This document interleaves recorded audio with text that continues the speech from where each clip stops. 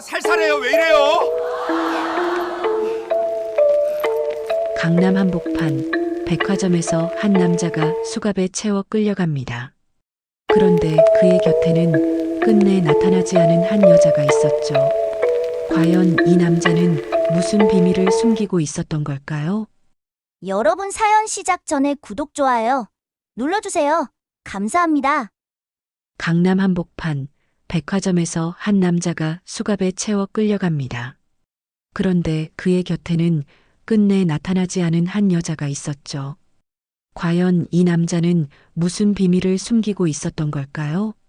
강남의 한 고급 백화점 명품관, 오전 11시였습니다.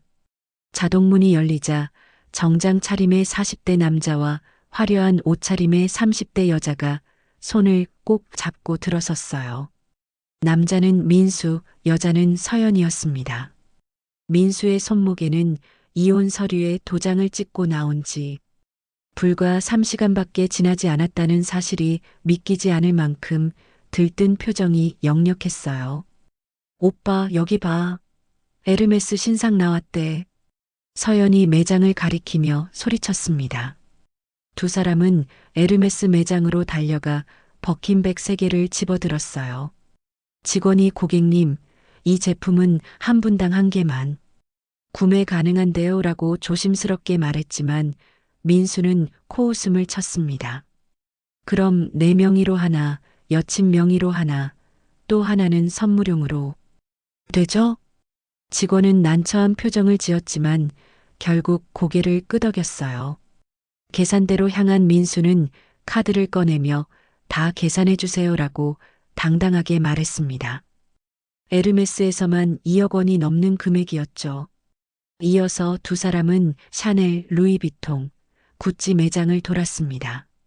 서연은 가방을 보면 이것도 예쁘다, 시계를 보면 이것도 갖고 싶다며 연신 민수를 조르고 민수는 그녀가 원하는 모든 것을 카트에 담았어요. 명품관 직원들은 수군거리기 시작했습니다. 저 사람들 누구야? 재벌이야? 한 번에 저렇게 많이 사는 거 처음 봐. 1층 메인 계산대에 물건이 쌓여갔습니다. 가방, 시계, 의류, 액세서리까지 합치니 금액이 10억 원을 훌쩍 넘었어요. 주변 고객들이 핸드폰을 꺼내 사진을 찍기 시작했고 소문은 빠르게 퍼졌습니다. 그때 50대 초반의 단정한 정장을 입은 여성이 계산대로 다가왔어요. 백화점 VIP 고객 담당 강 매니저였습니다. 고객님, 거액 결제시라 제가 직접 도와드리겠습니다. 강 매니저는 공손하게 인사하며 민수의 카드를 받아들었습니다. 카드를 단말기에 긁는 순간 그녀의 표정이 미묘하게 굳었어요. 단말기 화면에 승인 거부라는 문구가 떴거든요. 고객님, 잠시만 기다려 주시겠어요? 확인 좀 해볼게요. 민수는 당황한 표정으로 이상한데? 한도 충분한데요 라고 말했습니다. 서연은 불안한 눈빛으로 민수를 쳐다봤어요. 강 매니저는 카드사로 전화를 걸었고 통화 내용을 듣더니 그녀의 얼굴이 차갑게 식었습니다. 고객님, 죄송하지만 잠시 사무실로 동행해 주시겠습니까? 그녀의 목소리는 정중했지만 단호했어요. 민수의 얼굴이 하얗게 질렸습니다. 서연은 주변을 두리번거리며 오빠, 무슨 일이야? 라고 속삭였죠. 계산대 주변이 순식간에 조용해졌고 모든 시선이 민수에게 쏠렸습니다. 백화점 10층 VIP 고객 라운지는 고급 가구와 은은한 조명으로 꾸며진 공간이었습니다.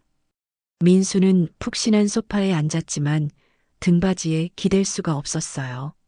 맞은편에는 강 매니저와 보안팀장이 차갑게 굳은 표정으로 앉아 있었습니다. 고객님, 지금부터 몇 가지 확인할 게 있습니다. 강 매니저가 노트북을 열었어요. 화면에는 민수가 사용한 카드의 거래 내역이 빼곡히 나열되어 있었습니다. 최근 6개월간의 거래 내역이었는데 고급 레스토랑, 호텔, 명품 매장이 대부분이었어요.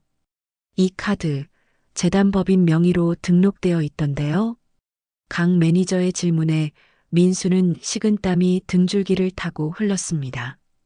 그는 억지로 침을 삼키며 대답했어요. 그게 제가 재단 실장이거든요. 업무용으로 쓸 수 있는 거예요. 목소리가 떨렸습니다. 보안팀장이 팔짱을 끼고 날카롭게 쏘아붙였어요. 업무용? 그럼 여자 명품 가방이랑 다이아 목걸이가 업무용입니까? 민수는 입을 벌긋거렸지만 아무 말도 나오지 않았어요. 그 순간 라운지 밖에서 기다리던 서연이 유리문 너머로 안을 힐끔 들여다봤습니다. 민수와 눈이 마주치자 서연은 황급히 고개를 돌렸죠. 잠시만요. 전화 한 통만 받을게요. 서연이 핸드폰을 귀에 대고 라운지에서 멀어졌습니다. 하지만 그녀는 전화를 받는 척하며 엘리베이터 쪽으로 걸어갔어요. 주변을 두리번거리다가 아무도 자신을 주목하지 않는 걸 확인하고는 재빨리 엘리베이터에 올라탔습니다. 1층 로비로 내려온 서연은 명품 쇼핑백을 든 다른 고객들 사이로 섞여 백화점 밖으로 사라졌어요. 라운지에서는 강 매니저가 다른 전화를 걸고 있었습니다. 재단 본사였어요. 네, 재단 경리부 맞으시죠? 민수 실장님 카드건으로 확인 좀 하려고요. 수화기 너머로 들려오는 목소리가 점점 커졌습니다. 강 매니저의 표정이 더욱 굳어졌어요. 네, 그런 거래는 승인한 적이 없다고요? 알겠습니다. 감사합니다. 전화를 끄는 강 매니저는 보안팀장과 눈빛을 교환했습니다. 보안팀장이 즉시 경찰에 신고 전화를 걸었어요. 여보세요, 강남경찰서죠? 저희 백화점에서 법인카드 불법 사용건으로 신고합니다. 민수는 벌떡 일어서려 했지만 보안팀장이 손으로 제지했습니다. 고객님, 경찰 오실 때까지 여기 계셔야 합니다. 아니, 이게 무슨... 제가 설명할게요. 오해예요. 민수가 다급하게 소리쳤지만 아무도 귀를 기울이지 않았어요. 20분이 지나자 라운지 문이 열리고 정복 경찰 3명이 들어왔습니다. 앞장선 40대 후반의 형사가 민수에게 다가왔어요. 민수 씨 맞으시죠? 횡령 및 업무상 배임 혐의로 동행 조사하겠습니다. 형사님, 이건 진짜 오해예요. 제가 다 설명할 수 있어요. 민수가 애원했지만 형사는 차갑게 고개를 저었습니다. 찰칵 하는 소리와 함께 민수의 손목에 수갑이 채워졌어요. 라운지를 나서며 민수는 마지막으로 서연을 찾았지만 그녀는 이미 사라진 뒤였습니다. 엘리베이터를 타고 1층으로 내려가는 동안 민수는 고개를 푹 숙였어요. 로비에 도착하자 백화점 고객들이 수군거리기 시작했습니다. 저 사람 수갑 찬 거 봐. 아까 명품 엄청 사던 사람 아니야? 헐, 대박. 사진 찍어야겠다. 스마트폰 카메라 플래시가 터졌습니다. 민수는 얼굴을 가리려 했지만 수갑 찬 손목 때문에 어색하게 팔만 들어 올릴 수 있었어요. 경찰차에 태워지는 민수의 모습은 이미 수십 명의 핸드폰에 담겨 SNS로 퍼져나가고 있었습니다. 같은 시각 서울 외곽의 조용한 주택가에 있는 작은 아파트였습니다. 거실 한쪽에 놓인 작은 책상 앞에서 지연은 노트북 화면을 응시하고 있었어요. 화면에는 실시간 뉴스 속보가 떠 있었습니다. 대기업 재단 임원, 명품 매장에서 횡령 혐의로 현장 체포라는 자막이 흘러갔어요. 지연은 커피잔을 들어 한 모금 마셨습니다. 손은 전혀 떨리지 않았어요. 그녀의 얼굴에는 놀라움도 분노도 없었습니다. 오히려 담담하고 차분한 표정이었죠. 결국 터졌네. 지연이 작게 중얼거렸어요. 그녀는 마우스를 움직여 자신의 클라우드 폴더를 열었습니다. 민수증거자료라는 이름의 폴더였어요. 그 안에는 수십 개의 파일이 정리되어 있었습니다. 지연이 이 증거들을 모으기 시작한 건 3개월 전이었어요. 어느 날 밤 퇴근한 민수의 와이셔츠에서 낯선 향수 냄새가 났습니다. 평소 무뚝뚝하던 민수가 갑자기 핸드폰을 손에서 놓지 않았어요. 화장실 갈 때도 샤워할 때도 핸드폰을 들고 갔죠. 지연은 의심을 품었지만 내색하지 않았습니다. 대신 민수가 퇴근 후 샤워하는 동안 그의 서류 가방을 조사했어요. 가방 속에는 업무 서류 사이에 끼워진 호텔 영수증과 레스토랑 계산서가 있었습니다. 금액이 수백만 원씩 나가는 것들이었어요. 이 사람이 언제부터 이렇게 돈을 쓴 거야? 지연은 조용히 영수증을 핸드폰으로 촬영했습니다. 다음 날 민수가 출근한 뒤 지연은 그가 집에 두고 간 태블릿을 켰어요. 비밀번호는 결혼기념일이었고 민수는 아직 바꾸지 않았습니다. 태블릿 안에는 은행 앱이 로그인된 채로 있었어요. 지연은 거래 내역을 확인하고 숨이 멎는 줄 알았습니다. 민수의 개인 계좌로 매달 수천만 원씩 입금되고 있었고 그 돈은 곧바로 이서연이라는 이름의 계좌로 빠져나가고 있었어요. 지연은 모든 거래 내역을 스크린샷으로 찍었습니다. 그리고 민수의 노트북에 저장된 파일들도 USB에 복사했어요. 그 과정에서 재단 내부 회계 자료와 법인카드 사용 내역까지 발견했습니다. 이건 횡령이잖아. 지연은 변호사 사무실을 찾아갔어요. 상담을 받으면서 이혼 소송과 별개로 민수의 범죄 행위를 신고할 수 있다는 걸 알게 됐습니다. 변호사는 증거가 확실하니 수사기관에 제출하면 됩니다라고 조언했어요. 지연은 그날부터 더욱 철저하게 증거를 모았습니다. 민수가 서연과 주고받은 문자 메시지, 통화 녹음, 호텔 예약 확인서까지 빠짐없이 백업했어요. 민수는 지연이 아무것도 모른다고 생각했지만 지연은 모든 걸 알고 있었습니다. 오늘 아침 이혼 서류에 도장을 찍을 때도 지연은 침착했어요. 민수가 미안해, 그냥 마음이 변했어라고 말했을 때도 지연은 알았어, 가라고만 답했습니다. 민수는 안도한 표정으로 집을 나섰고 지연은 그의 뒷모습을 보며 이제 시작이야 라고 속삭였죠. 오후 2시 초인종이 울렸습니다. 지연은 인터폰 화면을 확인했어요. 정장을 입은 40대 남자가 서 있었습니다. 누구세요? 경찰입니다. 민수 씨 관련해서 몇 가지 여쭤볼 게 있습니다. 지연은 문을 열었어요. 형사증을 보여주는 남자는 박 형사라고 자신을 소개했습니다. 지연은 그를 거실로 안내하고 마주 앉았어요. 민수 씨 배우자분 맞으시죠? 전 배우자예요. 오늘 아침에 이혼했거든요. 지연의 대답에 박 형사가 눈을 크게 떴습니다. 오늘요? 몇 시예요? 3시간 전쯤요. 왜요? 박 형사는 수첩에 뭔가를 적으며 말했어요. 민수 씨가 백화점에서 법인카드로 10억 원어치 명품을 사려다 체포됐습니다. 혹시 이 사실 알고 계셨어요? 뉴스로 봤어요. 놀랍진 않았지만요. 지연의 냉정한 반응에 박 형사는 흥미로운 표정을 지었습니다. 놀랍지 않다니요? 지연은 책상 서랍을 열고 USB를 꺼냈어요. 그리고 박 형사 앞으로 밀어냈습니다. 이거 보시면 이해하실 거예요.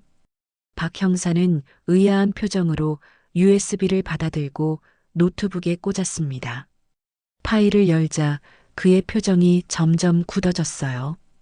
민수의 계좌 거래 내역, 서연과의 문자 메시지, 재단 법인카드 사용 내역, 호텔 영수증까지 모든 게 체계적으로 정리되어 있었습니다. 이걸 언제 다 모으신 겁니까? 3달 걸렸어요. 형사님, 저 남편이. 아니, 전 남편이 재단 돈을 빼돌린 거 맞죠? 박 형사는 천천히 고개를 끄덕였습니다. 이 정도 증거면 기소는 확실합니다. 근데 부인께서 왜 이렇게까지 하신 겁니까? 지연은 잠시 침묵하다 입을 열었어요. 15년을 같이 살았는데 하루아침에 배신당했어요. 전 그냥 당하고만 있을 사람이 아니거든요. 박 형사는 감탄 어린 눈빛으로 지연을 바라봤습니다. 이 자료 수사에 결정적일 것 같습니다. 혹시 조직적 범죄 가능성도 보이는데 추가 조사에 협조해 주실 수 있으시죠? 당연하죠. 진실은 밝혀져야 하니까요. 지연은 차분하게 대답했어요. 박 형사가 자리에서 일어서며 명함을 건넸습니다. 필요하면 언제든 연락 주세요. 정말 대단하십니다. 박 형사가 나간 뒤 지연은 창밖을 바라봤습니다. 하늘은 맑았고 바람이 나뭇가지를 흔들었어요. 지연은 처음으로 작게 미소를 지었습니다. 강남경찰서 조사실은 차갑고 삭막했습니다. 민수는 회색 철제 책상 앞에 앉아 고개를 떨구고 있었어요. 맞은편에는 박 형사와 다른 수사관이 서류를 펼쳐놓고 있었습니다. 민수 씨, 이 거래 내역 좀 보시죠. 6개월 동안 재단 계좌에서 총 12억 3천만 원이 빠져나갔어요. 박 형사가 서류를 민수 앞으로 밀었습니다. 민수는 서류를 보지도 않고 눈을 감았어요. 저도 어쩔 수 없었어요. 어쩔 수 없다니? 횡령이 어쩔 수 없는 거예요? 수사관이 책상을 탁 쳤습니다. 같은 시각 재단 본사 12층 대회의실은 긴장감으로 가득했어요. 최 이사를 비롯한 임원 7명과 격리팀, 감사팀이 급히 소집됐습니다. 회의실 정면 스크린에는 민수의 거래 내역이 떠 있었어요. 도대체 이게 어떻게 가능했습니까? 누가 좀 설명해 보세요. 최 이사가 주먹으로 테이블을 내리쳤습니다. 격리팀장이 떨리는 목소리로 대답했어요. 민수 실장님이 긴급 업무 지원금 명목으로 신청하셨고 실장급 이상은 이사 승인 없이 5천만 원까지 집행 가능해서 5천만 원씩 24번을 집행했다는 얘기야? 그걸 아무도 몰랐어? 최 이사의 얼굴이 새빨갛게 달아올랐습니다. 감사팀장이 나서며 말했어요. 시스템상 분기별로만 점검하게 되어 있어서 월별 집행 내역은 실시간으로 확인이 안 됐습니다. 회의실이 숨막히는 침묵에 빠졌어요. 그때 비서가 급히 들어와 최 이사에게 태블릿을 건넸습니다. 이사님, 포털 실시간 검색어 1위입니다. 최 이사가 화면을 보니 재단 횡령이 1위에 올라 있었어요. 기사 댓글에는 악플이 수백 개씩 달려 있었습니다. 재벌들은 다 똑같네. 세금으로 운영되는 재단이 이 모양이야? 감사 제대로 안 했다는 거 아니야? 최 이사는 태블릿을 내려놓고 한숨을 크게 쉬었습니다. 긴급 기자회견 준비하세요. 오늘 오후 오시로. 오후 3시 재단 1층 로비에는 기자들이 몰려들었어요. 카메라 플래시가 터지고 기자들이 마이크를 들이밀었습니다. 최 이사가 단상에 섰고 고개를 숙여 인사했어요. 이번 사태에 대해 깊이 사과드립니다. 철저히 조사해서 재발 방지하겠습니다.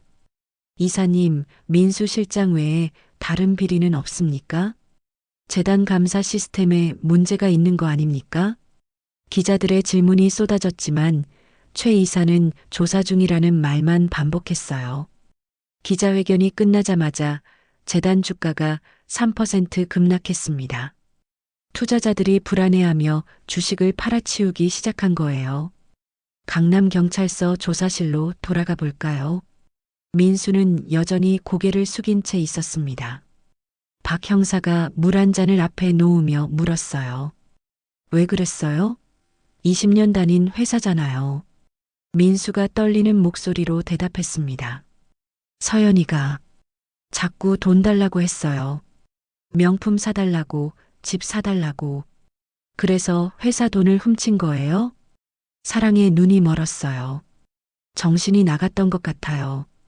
박 형사는 코웃음을 쳤습니다. 사랑? 그 여자 지금 어디 있는지 알아요? 당신 버리고 도망갔어요. 민수의 얼굴이 더욱 창백해졌어요. 박 형사는 서연의 행방을 추적하고 있었습니다. CCTV를 분석한 결과 서연은 백화점을 나와 강남역에서 고속버스를 탔어요. 목적지는 충청도의 한 소도시였습니다. 서연은 허름한 모텔 3층 객실에 짐을 풀었어요. 핸드폰은 이미 부숴서 버렸고 새 선불폰을 샀습니다. 창밖을 내다보며 중얼거렸어요. 에이, 재수없게. 돈도 제대로 못 받고. 그녀는 가방에서 민수가 며칠 전 준 현금 3천만 원을 꺼내 세어봤습니다. 그게 전부였어요. 이것도 얼마 못 가겠네. 어떻게든 해야 하는데. 서연은 다시 짐을 쌌습니다. 이곳도 오래 있을 수 없다고 판단한 거예요. 다음 날 아침 민수는 유치장에서 하룻밤을 보냈습니다. 박 형사는 지연이 제공한 USB 자료를 토대로 검찰에 사건을 송치했어요. 검사는 자료를 검토하고 즉시 구속영장을 청구했습니다.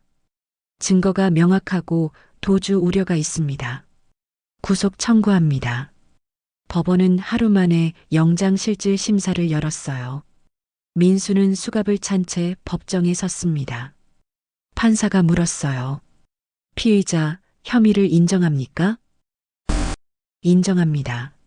민수의 목소리는 겨우 들릴 정도로 작았어요. 증거인멸이나 도주 우려가 충분하다고 판단됩니다. 구속영장 발부합니다. 판사의 선언이 떨어졌습니다. 민수는 그 자리에서 무너졌어요. 법정을 나서는 민수의 모습을 기자들이 카메라에 담았습니다.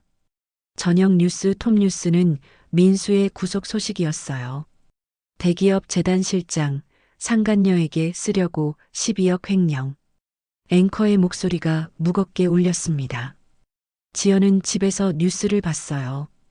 화면 속 민수는 초라하고 비참해 보였습니다. 지연은 리모컨으로 TV를 껐어요. 더 이상 볼 필요가 없었습니다. 민수 구속 3일 후 재단 내부에서 추가 비리 의혹이 제기되며 검찰이 본격적인 압수수색에 나섭니다. 김혜계사는 민수 사건을 보며 양심의 가책을 느끼고 익명으로 내부 비리 제보 사이트에 글을 올립니다. 제보 내용은 민수만의 단독 범행이 아니라 재단 내 다른 임원들도 비슷한 방식으로 돈을 빼돌렸다는 폭탄급 정보였습니다. 검찰은 김 회계사를 참고인으로 소환해 진술을 확보하고 최 이사를 포함한 3명의 임원을 추가 조사 대상에 올립니다. 최 이사는 나는 결백하다고 주장하지만 그의 계좌에도 출처 불명의 5억 원이 입금된 정황이 포착됩니다. 재단 전체가 검찰 수사에 휘말리면서 직원들은 불안에 떨고 일부는 사표를 내며 이탈합니다. 민수는 구치소에서 저만 희생양이 되는 겁니까? 다른 사람들도 다 했습니다라며 추가 진술을 시작합니다. 수사는 점점 더 깊숙이 파고들며 재단의 조직적 비리 실체가 드러나기 시작합니다. 박 형사는 증거를 하나씩 조합해 나가며 사건의 전모를 밝혀냅니다. 언론의 집중 조명으로 사회적 파장이 커지고 재단의 위기가 심화됩니다. 연일 일면을 장식하는 보도로 대중의 분노가 고조됩니다. 지연은 긴장된 표정으로 뉴스를 주시하다가 의문의 문자에 깜짝 놀라 화면을 응시합니다. 민수가 구속된 지 3일이 지났습니다. 재단 본사에는 검찰 수사관들이 들이닥쳤어요.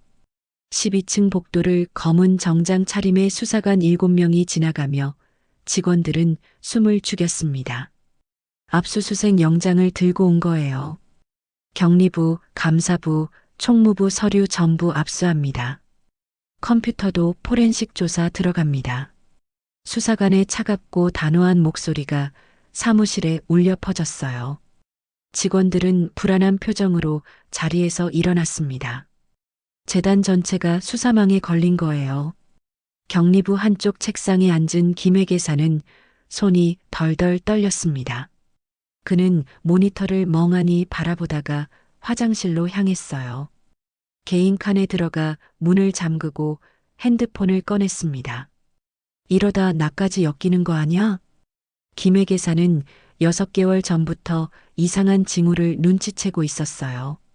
민수뿐 아니라 최 이사와 다른 임원 2명도 재단 자금을 빼돌리고 있다는 걸 알았습니다. 하지만 증거도 없고 직장을 잃을까봐 입을 다물고 있었어요. 이제는 말해야 하나? 김 회계사는 포털 사이트에 접속했습니다. 국민권익위원회 내부 비리 신고 게시판이었어요. 손가락이 떨렸지만 그는 익명으로 글을 쓰기 시작했습니다. 재단의 비리는 민수 실장만이 아닙니다. 최 이사를 비롯한 임원 3명이 5년간 조직적으로 재단 자금을 유용했습니다. 글을 올리고 나자 가슴이 두근거렸어요. 김 회계사는 핸드폰을 주머니에 넣고 화장실을 나왔습니다. 다음 날 아침 검찰청 경제범죄부에서는 긴급회의가 열렸어요. 검사 3명과 수사관들이 모여 앉았습니다. 책임 검사가 입을 열었어요. 내부 제보가 들어왔습니다. 민수건이 단독 범행이 아닐 가능성이 높아요. 제보 내용이 구체적입니까? 네, 임원 3명의 이름까지 특정되어 있고 수법도 비슷합니다. 검사는 즉시 김 회계사를 참고인으로 소환했어요. 이틀 후 김 회계사는 검찰청 조사실에 앉아 있었습니다. 그의 얼굴은 창백했고 손은 여전히 떨렸어요. 제보하신 분 맞으시죠? 용기 내주셔서 감사합니다. 검사의 부드러운 말투에 김 회계사는 조금 진정했습니다. 제가 증거는 없지만 정황은 알고 있어요. 말씀해 주세요. 저희가 증거는 확보하겠습니다. 김 회계사는 지난 5년간 재단에서 목격한 일들을 진술했어요. 최 이사가 컨설팅 비용 명목으로 페이퍼 컴퍼니에 돈을 보낸 것, 다른 임원들이 해외 출장비를 부풀려 청구한 것, 가짜 영수증으로 경비를 처리한 것까지 낱낱이 털어놨습니다. 검찰은 즉시 최 이사와 임원 2명을 조사 대상에 올렸어요. 은행에 금융거래 내역 조회를 요청했고 최 이사 계좌에서 이상한 점이 발견됐습니다. 2년 전부터 3개월마다 5천만 원씩 출처 불명의 돈이 입금됐어요. 총액은 5억 원이 넘었습니다. 검찰이 페이퍼 컴퍼니를 추적한 결과 그 회사는 실체가 없는 유령회사였어요. 사무실도 없고 직원도 없었습니다. 최 이사가 자금을 세탁하기 위해 만든 거였죠. 재단 사무실은 공포 분위기에 휩싸였습니다. 복도에서 직원들이 수군거렸어요. 이사님도 걸렸대. 우리 재단 이제 망하는 거 아니야? 나 이력서 넣어야겠다. 일주일 사이에 직원 15명이 사표를 냈습니다. 재단의 신뢰는 바닥으로 떨어졌어요. 서울구치소 독방에서는 민수가 면회실로 불려갔습니다. 맞은편에 박 형사가 앉아 있었어요. 민수 씨, 최 이사 아시죠? 당연히 알죠. 제 상사였는걸요. 그 사람도 비리 혐의로 조사받고 있어요. 아는 거 있으면 말해보세요. 민수의 눈빛이 변했습니다. 아, 그래요? 나만 잡혀 있는 줄 알았는데. 솔직히 말하면 형량 고려해 줄 수 있습니다. 민수는 잠시 고민하다가 입을 열었어요. 최 이사가 저보다 더 많이 빼돌렸어요.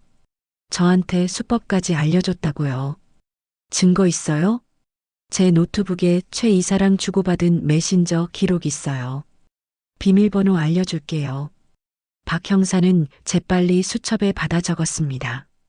민수는 계속해서 다른 임원들의 비리까지 진술했어요. 나만 희생양 되는 거 억울하거든요. 다들 했어요, 다들. 그날 저녁 메이저 신문사들이 특종 기사를 쏟아냈습니다. 재단 조직적 횡령 의혹. 임원 4명 수사. 5년간 37억 원 빼돌려. 재단 비리 전모 드러나. 포털 실시간 검색어 1위부터 10위까지 재단 관련 키워드로 도배됐어요. 지연은 집에서 노트북으로 뉴스를 보고 있었습니다. 화면에는 재단 건물 앞에 몰려든 기자들과 카메라가 비쳤어요. 역시 민수 혼자였을 리 없지. 지연이 중얼거렸을 때 핸드폰에 문자가 왔습니다. 발신자는 발신번호 표시 제한이었어요. 지연은 문자를 열었습니다. 민수 사건에 도움을 주신 덕분에 진실이 밝혀지고 있습니다. 감사합니다. 마이너스 K. 지연은 눈을 가늘게 뜨고 문자를 다시 읽었어요. K. 누구지? 답장을 시도했지만 수신 불가 메시지만 떴습니다. 지연은 핸드폰을 내려놓고 창밖을 바라봤어요. 누군가 자신을 지켜보고 있다는 생각이 들었습니다. 지연에게 온 문자는 민수 사건에 도움을 주신 덕분에 진실이 밝혀지고 있습니다. 감사합니다. 마이너스 K라는 짧은 내용입니다. 지연은 발신자를 추적해보지만 익명 메신저를 통한 것이라 정체를 알 수 없습니다. 다음 날 지연은 박 형사로부터 참고인 조사차 한 번 더 출석해달라는 연락을 받고 경찰서를 방문합니다. 박 형사는 당신이 제공한 자료가 결정적이었습니다. 혹시 다른 정보도 있습니까? 라고 묻고 지연은 고개를 젓습니다. 경찰서를 나서는 지연 앞에 30대 후반의 남성이 나타나 실례지만 잠깐 이야기 좀 나눌 수 있을까요? 라고 말을 겁니다. 남성은 자신을 김회계사라고 밝히며 제가 익명으로 문자를 보낸 사람입니다라고 고백합니다. 김회계사는 민수 사건이 터지기 전부터 재단의 비리를 알고 있었지만 증거가 없어 망설였다며 괴로워합니다. 지연은 김회계사의 접근 이유를 묻고 그는 지연의 체계적인 증거 수집에 용기를 얻었다고 설명합니다. 내부 비리의 추가 증거를 담은 USB를 건네며 상황의 심각성을 드러냅니다. 김회계사는 자신의 신분 노출을 두려워하며 지연에게 검찰 전달을 부탁합니다. 지연은 진실을 숨길 수 없으며 언젠가는 직접 나서야 한다고 조언하며 USB를 받아들입니다. 다음 날 오전 지연의 핸드폰이 울렸습니다. 화면에는 박 형사라는 이름이 떠 있었어요. 지연은 전화를 받았습니다. 여보세요. 지연 씨, 박 형사입니다. 참고인 조사차 한 번 더 출석 부탁드려요. 알겠습니다. 언제 가면 될까요?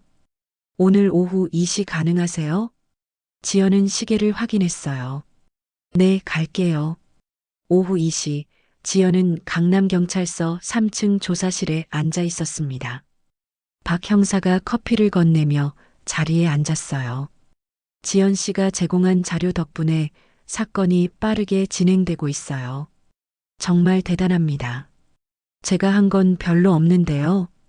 지연은 담담하게 대답했습니다. 박 형사는 서류를 넘기며 물었어요.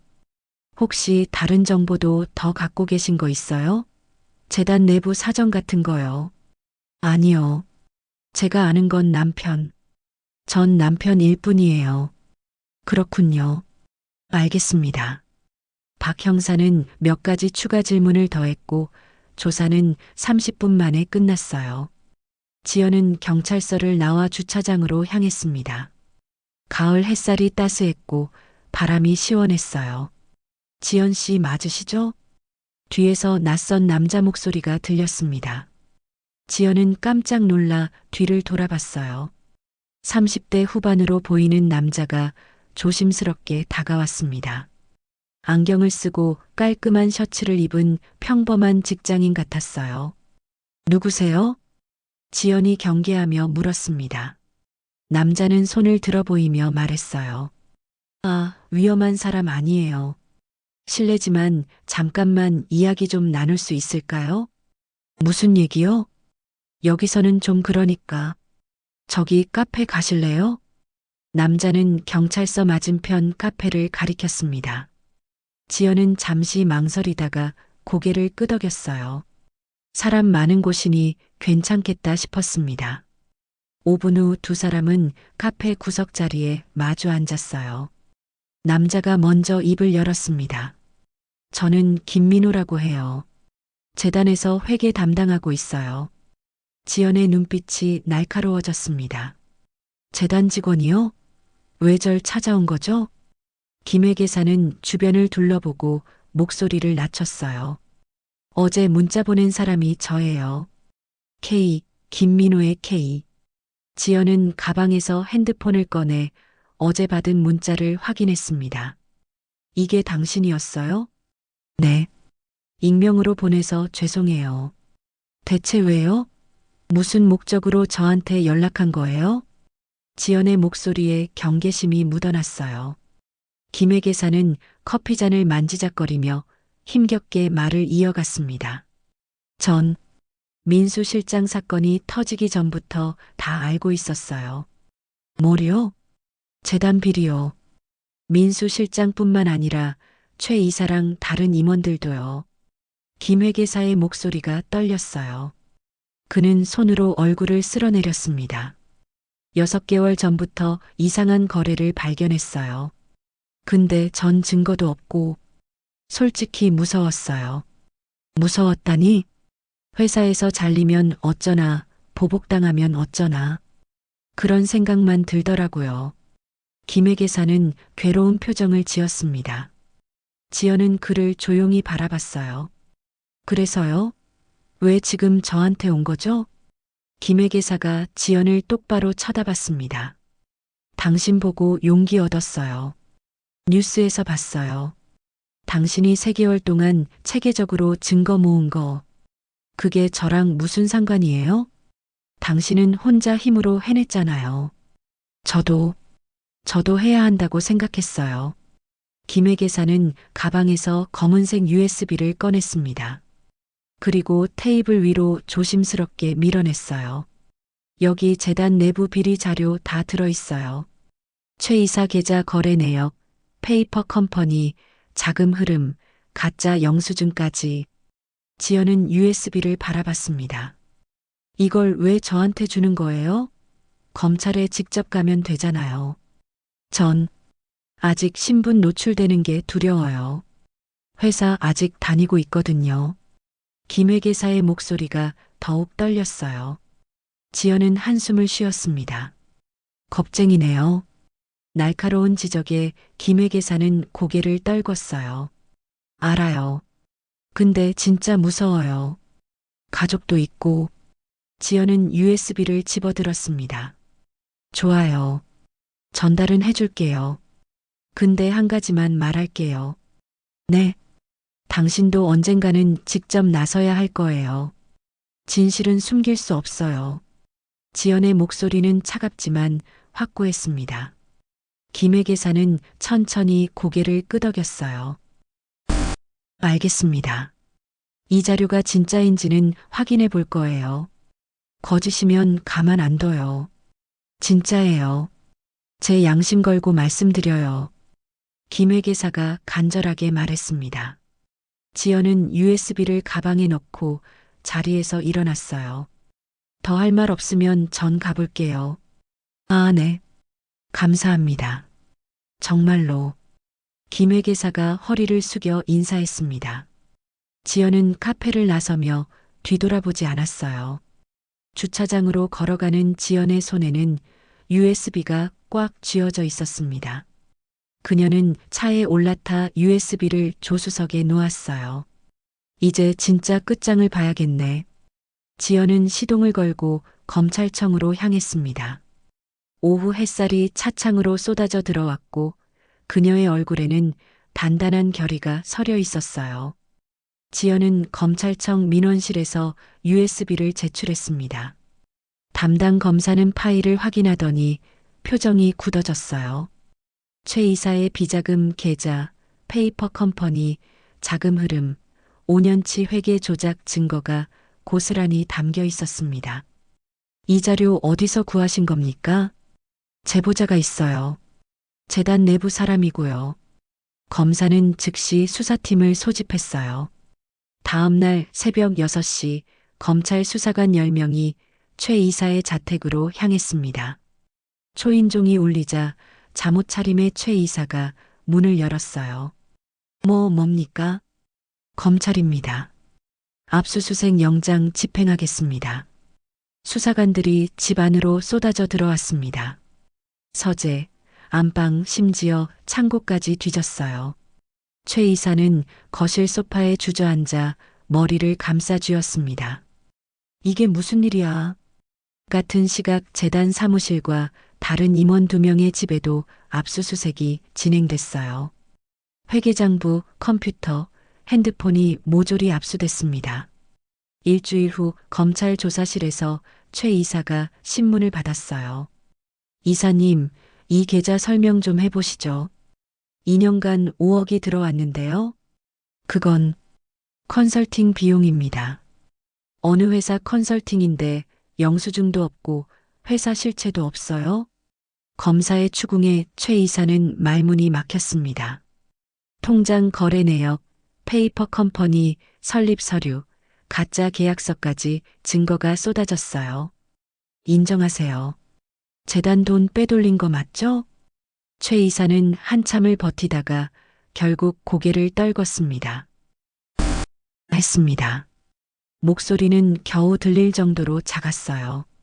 다른 임원 2명도 비슷한 과정을 거쳐 범행을 자백했습니다. 검찰은 조사 결과를 발표했어요. 재단 임원 4명이 5년간 총 37억 원을 횡령했습니다. 조직적 범죄로 규정하고 전원 구속 기소합니다. 뉴스는 연일 이 사건을 다뤘어요. 37억 재단 비리, 국민 혈세 축낸 파렴치범들.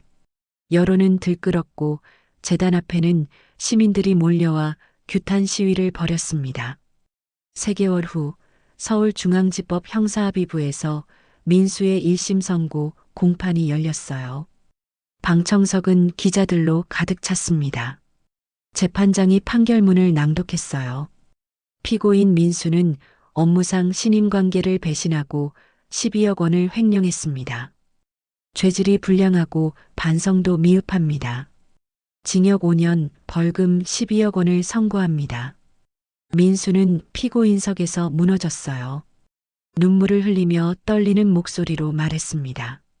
죄송합니다. 제 욕심이 모든 걸 망쳤습니다. 하지만 이미 늦었어요. 법정 경위가 민수를 부축해 데리고 나갔습니다. 같은 날 오후 충청도 모텔에서 숨어 지내던 서연이 체포됐어요. 경찰이 CCTV 추적과 카드 사용 내역을 통해 위치를 파악한 거였습니다. 이서연 맞죠? 횡령 공범 및 사기 혐의로 체포합니다. 서연은 발버둥 쳤지만 소용없었어요. 난 아무것도 안 했어. 민수가 알아서 준 거라고. 하지만 민수에게 명품을 요구한 문자와 통화 녹음이 증거로 제출됐습니다. 서연도 기소됐어요. 재단은 비상이사회를 열고 임원진을 전면 교체했습니다. 새로운 이사장이 기자회견을 열었어요. 투명 경영 시스템 도입하고 외부 감사 강화하겠습니다. 국민 신뢰 회복하도록 최선 다하겠습니다.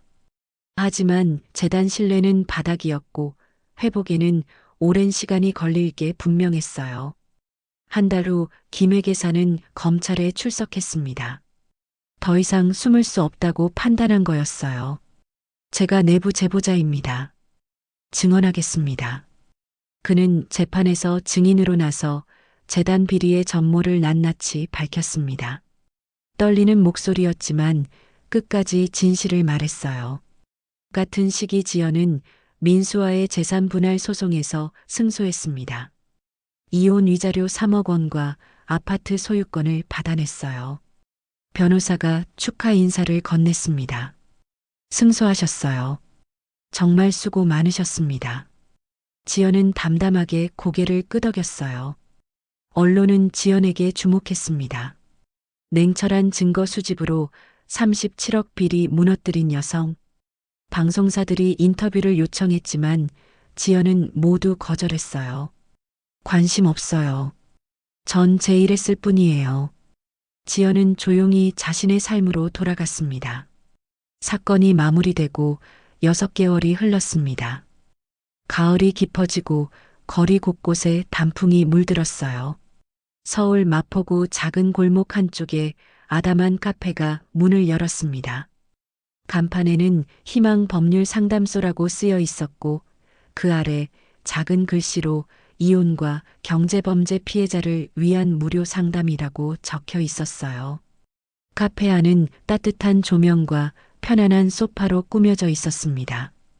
한쪽 벽에는 법률 서적이 가득 꽂혀 있었고 다른 쪽에는 커피 머신이 놓여 있었어요. 지연은 카운터에서 컵을 닦으며 창밖을 바라봤습니다. 이곳은 그녀가 자신의 경험을 나누기 위해 만든 공간이었어요.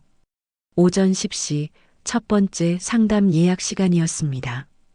카페 문이 열리고 30대 초반으로 보이는 여성이 조심스럽게 들어왔어요.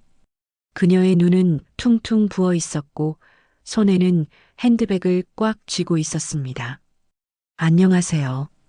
예약하신 김은영 씨 맞으시죠? 지연이 따뜻하게 인사했어요.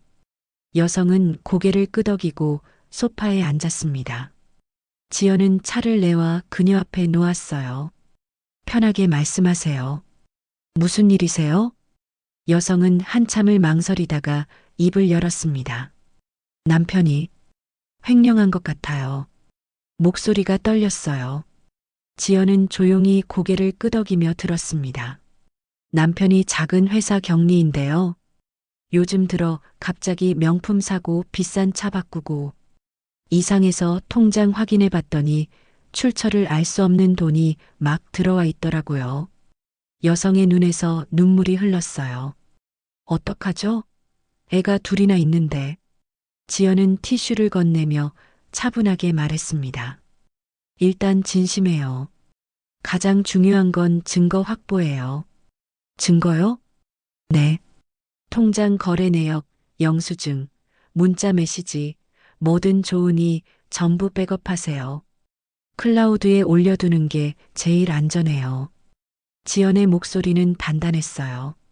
여성은 핸드백에서 핸드폰을 꺼냈습니다.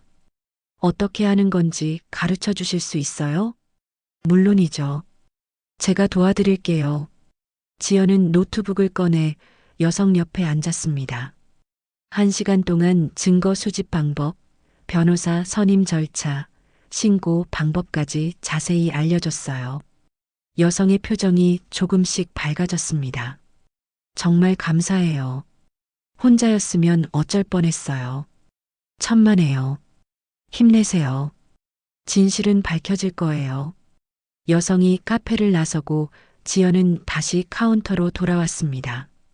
오후 3시쯤 카페 문이 다시 열렸어요. 익숙한 얼굴이 들어왔습니다. 안녕하세요. 김 회계사였어요. 그는 6개월 전보다 훨씬 밝은 표정이었습니다. 김 회계사님. 어떻게 오셨어요? 그냥 인사드리러요. 커피 한 잔 주세요. 지연은 커피를 내려 건넸고 김 회계사는 창가 자리에 앉았어요. 지연도 자리에 함께 했습니다. 그 후로 잘 지내셨어요? 김 회계사가 먼저 물었습니다. 지연은 고개를 끄덕였어요. 보시다시피요. 이렇게 상담소 차렸어요. 멋지네요. 저도 새 출발했어요. 새 출발이요? 네. 다른 회사로 이직했어요. 이제는 떳떳하게 살 수 있게 됐어요. 김 회계사가 환하게 웃었습니다.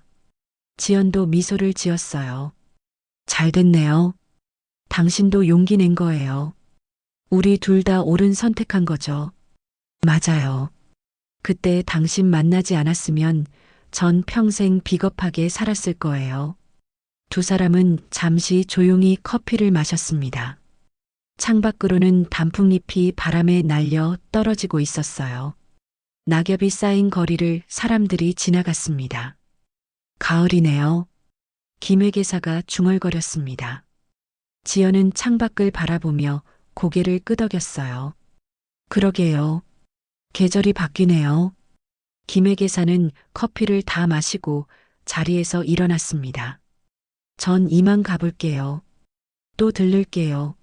네, 언제든 오세요. 김회계사가 나간 뒤 지연은 혼자 남았습니다. 그녀는 카운터로 가서 노트북을 펼쳤어요.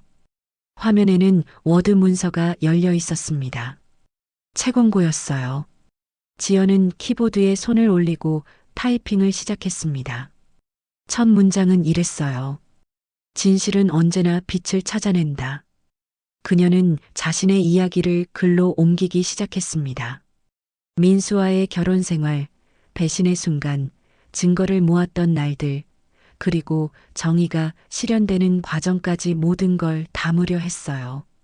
1시간쯤 지났을 때 카페 문이 또 열렸습니다. 띵동 하는 문 여는 소리에 지연은 고개를 들었어요.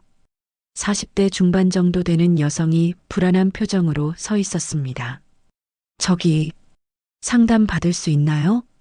물론이죠. 어서 오세요. 지연은 노트북을 덮고 일어났습니다. 그녀는 따뜻한 미소를 지으며 여성을 맞이했어요.